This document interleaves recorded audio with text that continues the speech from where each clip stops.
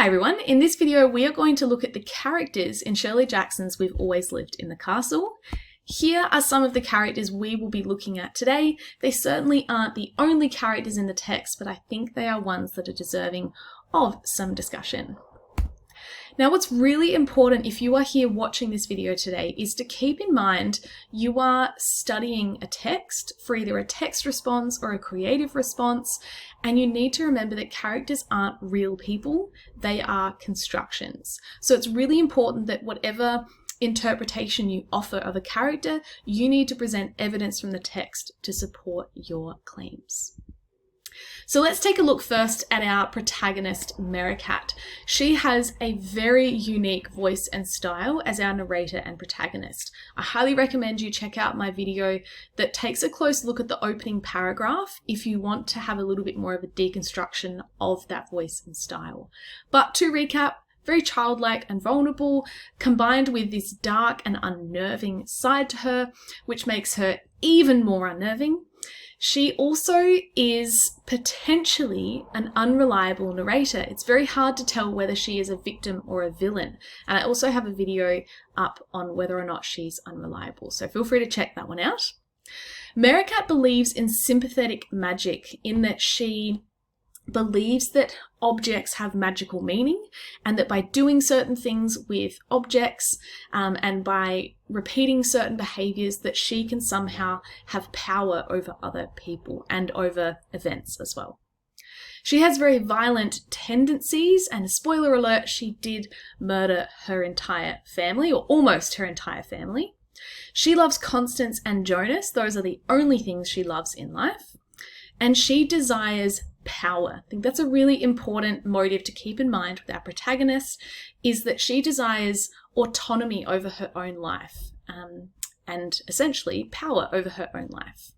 She interprets this as a fantasy of hers, which is to live on the moon with Constance, and this moon-like fantasy represents this life where she is protected and safe and left alone with her sister.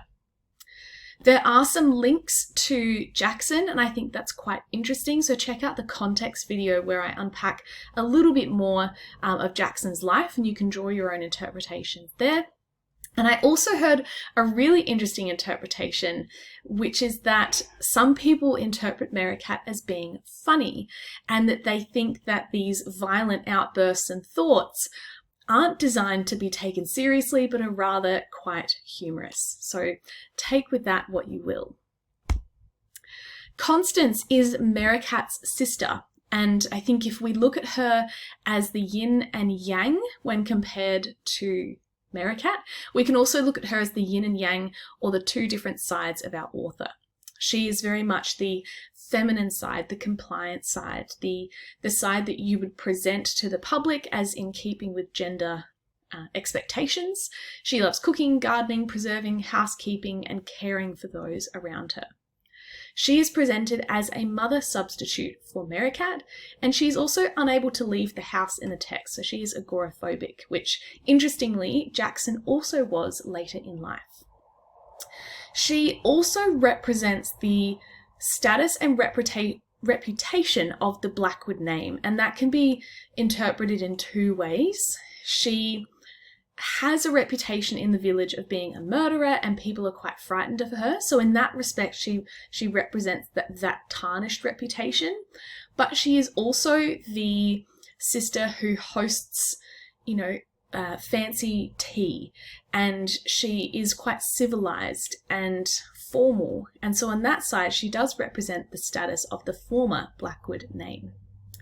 Food is really important to associate with Constance here. It is a symbol of her love for others, and all throughout the text she is constantly producing and serving food for others, in particular Merricat.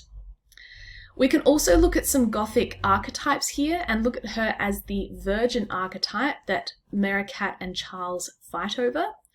And I've put accomplice to murders with a question mark because I would argue that she's a little bit more than just what some people might say, she's aware of what Merricat's done. I think she works with Merricat to achieve the murders, but that is just my interpretation. Now, Uncle Julian, he is Merricat and Constance's uncle. Even prior to the murders, he lacked power. He lived off of his brother and he survived the murders. So he's the only remaining male in the Blackwood house. Because of he's ingesting some poison, he is rendered incapacitated and quite powerless. And there are some echoes of the Gothic mad scientist, particularly with his efforts to try and uncover the events of the murder. He also is a helpful vehicle for Jackson to be able to communicate the backstory of the murder.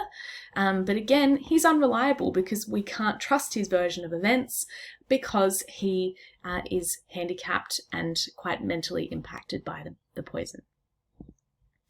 Now, Charles, he is the cousin who visits, and this is the inciting incident that sets off the rest of the text.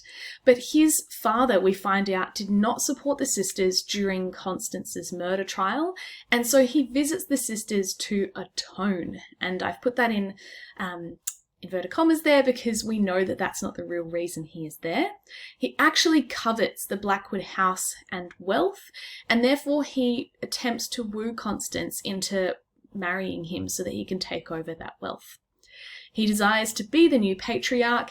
Interestingly, he looks like the father, according to the sisters, and he is also very controlling. According to Lynch, he represents the patriarchal order that the girls have managed to do without for 6 years after the murders, and he's therefore a great threat to the sisters, particularly Merricat. We are also told he is greedy and cruel.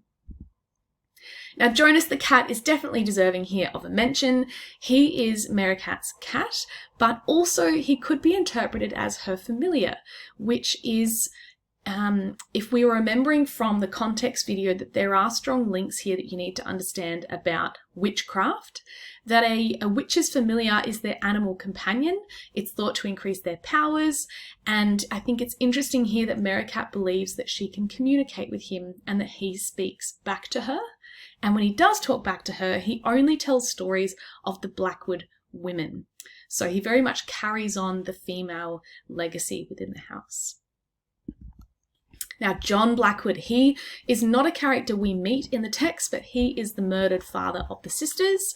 He was the family patriarch, and he very much represents that kind of power structure. He bullied Uncle Julian, and we know that he punished Merricat quite frequently. He also kept a book of names with people in the village who owed him money. So we certainly get glimpses of what kind of character he was throughout the text, and he certainly does not come across as a very pleasant one. Now let's look at the mother now. Interestingly, she is never given a first name. She is just called Mrs. Blackwood, and she seems to be quite a compliant Blackwood wife. Like a long line of Blackwood women, she is kind of absorbed into this home and into this family. Interestingly though, she does no cooking. And if we think about the fact that in this text, food is symbolic of love and also power, interesting to note here that she does not cook. Now, Helen Clark, she is an old friend of the Blackwood family, and she is the character who still visits. She also suggests that Constance re-enters the real world right at the beginning of the novella, and according to Lynch, she represents the society matron, kind of having really good intentions. Whether or not they come to fruition, she is still a threat to the sisters. Right, she comes from the outside, and even though she has all these good intentions, we know that the villagers themselves do not mean well. Now, Jim Clark is obviously her husband. He breaks up the village rampage on the house, and he is very concerned about the sisters. He tries to coerce them out of the house, and he wants to take them home with him with Dr. Levy. And his character here in the text really represents a different form of patriarchy. He's not this violent, abusive, power-hungry, terrible character, but he assumes that the girls cannot take care of themselves, and he wants to look after them, and this is very much that paternalism concept. And according to Lynch, this is a more benevolent form of patriarchy. Jim Donnell is the complete opposite of the character we just discussed. He represents the village hostility towards the sisters. He is the personal face of the threat to the girls, and we see that straight off the bat in chapter 1 when Merricat goes to the village and he's quite awful to her. He's also the captain of the fire brigade and puts the fire out, but then also incites the mob against the girls, and he throws the first stone.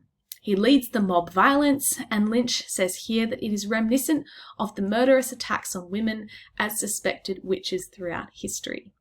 Also really interesting to think that the ransacking of the house could also be interpreted as an attack on the sisters themselves. Now, Stella is an interesting character.